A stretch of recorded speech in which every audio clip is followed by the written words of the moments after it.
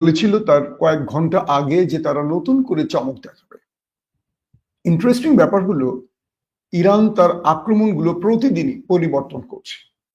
যখন দখলদাররা পশ্চিমা দুনিয়ার কাছে গিয়ে বলছে যে ইরানের মার খেয়ে আমাদের পুঙ্গি লালা হয়ে গেছে, আমাদের বাঁচায়, তখন আমেরিকা তাদেরকে অস্ত্র দিয়ে সহযোগিতা করলেও এখন পর্যন্ত যুদ্ধে নামছে না। আমেরিকার হিসেব নিকেশগুলো একটু ভিন্ন।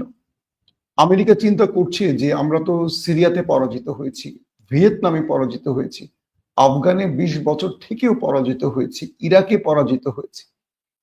এখন ইরানের মতো একটি শক্তিশালী দেশের বিরুদ্ধে নেমে যদি আমরা পরাজিত হই অথবা এখান থেকে আমরা বড় কিছু অর্জন করতে না পারি, লাভ কি?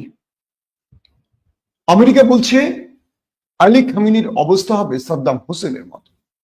কিন্তু সাদ্দাম হোসেনের মতো অবস্থা হলেও ইরাকে কি আমেরিকা বিজয় পেয়েছে?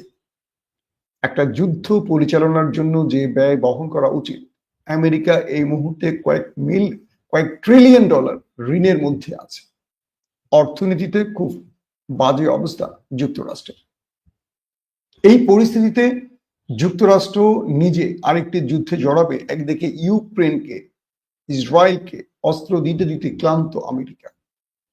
কালকে আমেরিকার সামরিক বিশেষজ্ঞরা বলছেন যে ইরানের বিরুদ্ধে লড়াই করার জন্য যে পরিমাণ মিসাইলের প্রয়োজন, এনডি মিসাইলের প্রয়োজন, এগুলো দখলদার দেশটির হাতে নেই। তারা মাত্র 12 দিন বা তারও নিচে 8 থেকে 12 দিন ইরানের বিরুদ্ধে লড়তে পারবে। কিন্তু উল্টো দিকে ইরান এই যুদ্ধ 6 মাস থেকে 9 মাস টেনে নিতে পারবে।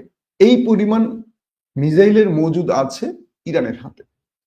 কে বলছে? আমেরিকার গণমাধ্যমে, আমেরিকার সামরিক বিশ্লেষকরা। এবং আমেরিকা নিজেও ঘাটতি পূরণ করতে পারবে না ইসরায়েলকে তার অস্ত্র বা মিসাইল দিয়েও। আমেরিকা পারবে ইরানের নিরীহ মানুষকে মারতে, কিন্তু নিরীহ মানুষকে মেরে কি ফল আসবে? ইউক্রেনে কি এখন পর্যন্ত রাশিয়া বিজয় পেয়েছে? পায়নি। এই যুদ্ধ ছড়িয়ে দিয়ে আসলে আমেরিকা কি ফায়দা হাসিল করবে? নাম্বার 1। নাম্বার 2 হলো আমেরিকা দ্বিতীয়ভাবে চাইছে যে ইরানের পারমাণবিক প্রকল্প ধ্বংস করে দিতে। কিন্তু আন্তর্জাতিক অ্যাটমি এনার্জি যে প্রতিষ্ঠানটি তারা বলছে ইরান পারমাণবিক অস্ত্র তৈরি করেনি, এটা আরো 3 বছরের মতো সময় লাগবে। তাহলে ইরানের বিরুদ্ধে যে অভিযোগ, ঠিক সাদ্দাম হোসেনের বিরুদ্ধে যে অভিযোগ তুলেছিল বুশ, ঠিক একই মিথ্যে অভিযোগের বিষয়টি চলে আসবে বিশ্বময়। কিছু কিছু মাধ্যম